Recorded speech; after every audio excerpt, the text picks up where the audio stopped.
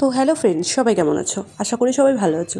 আর আমি ভালো কি খারাপ আছি আমি এটা এখন বলবো না, এটা তোমরা দেখলেই বুঝতে পারবে। টানা 3-4 দিনের কী করেছি সেরকম নিয়ে ব্লগ চলে এসছে। হ্যাঁ, একটাতেই দেবো না, পুরো কী করেছি এটা জানতে হলে পরপর ভিডিওগুলো দেখতে হবে। তো এখন আমরা চলে যাচ্ছি কলকাতায়। কলকাতায় কেন যাচ্ছি, কী করতে যাচ্ছি সেটা ভিডিওটা দেখলেই বুঝতে পারবে।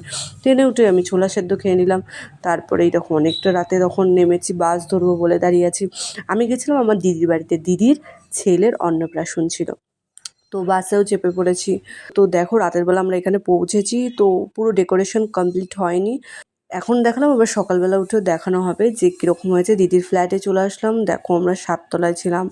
7 তলা থেকে নিচটা কেমন লাগছিলো বাপরে, আমার তো ভীষণ ভয় লাগছিল। তারপরে লিফটে করে 7 তলা 4 তলা এরকম বারবার উঁচু নিচু করছিলাম। এই যে দিদির ফ্ল্যাট, বসে খাওয়া দাওয়া করে যে শুতে চলে এসেছি। এতটা ঘুম পাচ্ছিলো তাই খাওয়া দাওয়ার ভিডিওটা তোমাদের দিতে পারিনি। এরপর সকালবেলা জাস্ট ভিউটা দেখো, আমার তো খুব ভালো লাগছিলো। তারপর লিফটে করে আবার গ্রাউন্ড ফ্লোরে চলে গেলাম। ওখানটা খাওয়া দাওয়ার আয়োজন হয়েছিল। সকালবেলা কচুরি, তরকারি আর মিষ্টি দিয়েছিল। তো আমি মিষ্টিটা খেতে পারিনি, একটুখানি খেয়ে আর খেতে পারিনি। তো দেখো খেয়ে নিলাম। তারপরে প্রচুর এনজয় করেছি। কী সেজেছি না সেজেছি সব দেখতে হলে আমার ভিডিওটা কন্টিনিউ করো। তরকারিটা জাস্ট অসাম হয়েছিল। তারপর খেয়ে নিলাম। এবার আবার খেয়ে দিয়ে চলে এসেছি। তারপরে দেখো এটা হচ্ছে গায়ে হলুদের লুক দিয়েছি। কেমন লাগছে সবাই জানিও। আর এর গায়ে হলুদে আমি কীরকম ভিডিও করেছি না করেছি সেটা দেখতে হলে আমার ইনস্টাগ্রামটা দেখো, ফলো করো। আর ফেসবুক, ইউটিউব সব জায়গায় আমি ছাড়বো। তো দেখো তোমরা ডেকোরেশন হওয়ার আগের লুকটাও দেখেছো, এখনও দেখো। তারপর আমি আর ভাই চলে গেলাম একটু বিশ্ব বাংলার সামনে কটা ভিডিও করতে। ভিডিওগুলো তোমরা আমার ইনস্টাগ্রাম, ফেসবুক, ইউটিউব সব জায়গায় দেখতে পারবে। তো এখানে বসে আছি, গায়ে হলুদ হবে সব জিনিস নিয়ে বসে আছি। দেখো ভাই, এবার গায়ে হলুদের আয়োজন হচ্ছে, আমি তো ফুল নিয়ে রেডি। তারপর অনেক ফটোশ্যুট করেছি, অনেক আনন্দ করেছি। কিন্তু হ্যাঁ, মায়ের যাওয়ার কথা ছিল কিন্তু মা যেতে পারেনি বলে অনেক কান্নাও করেছি। আমি অনেক মিস করছিলাম মাকে। বাড়ি আসার জন্য তো আমি পুরো পাগল হয়ে গেছিলাম। দিদি, জামাইবাবু ঐতিহ্যকে নিয়ে ফটোশ্যুট করার জন্য রেডি হচ্ছে।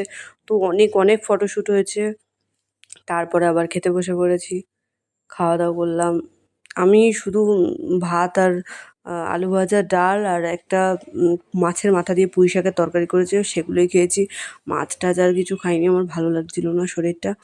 তো খেয়ে উঠে গিয়ে আবার একটু রেস্ট নিয়ে আবার রাতের জন্য রেডি হতে শুরু করে দিয়েছিলাম। তো তোমরা সব দেখতে পারবে।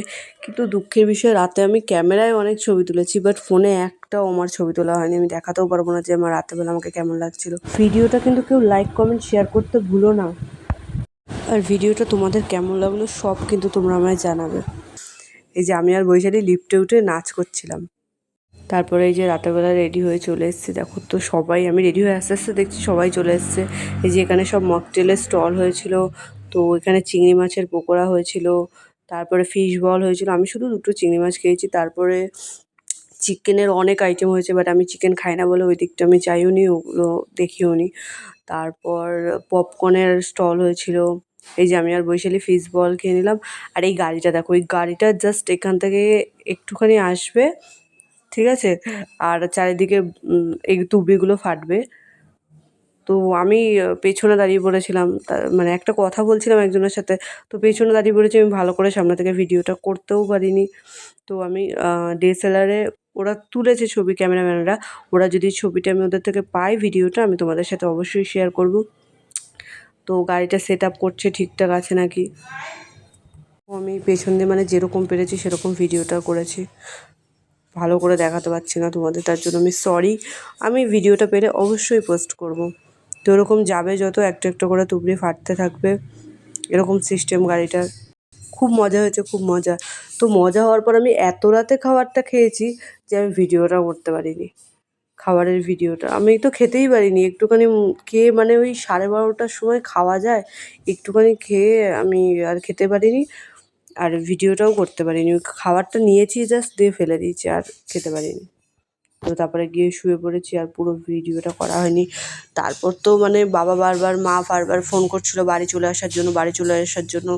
কিসের জন্য তারপরে আমি জানতে পারি, বাড়ি এসে শুনি মিঠু হারিয়ে গেছে, চলে গেছে। তো মিঠু চলে গেছে, আমি তো এটা শুনে বাড়ি এসে যা কান্না করছিলাম। তারপরে মিঠু ফিরে এসছে। তো দেখো, এই দেখো রাত হয়ে গেছে, সবাই খেয়ে নিচ্ছে, আমি শিক্ষা খেতে পারিনি। তার মধ্যে এসে রাই আমাকে আবার মেকআপ করে দিচ্ছে, বলছে মুনা দিদি তুই শো, আমি তোকে একটু মেকআপ করে দিই। ও সারা রাত ধরে আমাকে এরকম করছে, আমি বলছি আর ফেস পাউডার দিস না, আমি ঘুমাচ্ছি। ও তাও মেকআপ করিয়ে দেবে।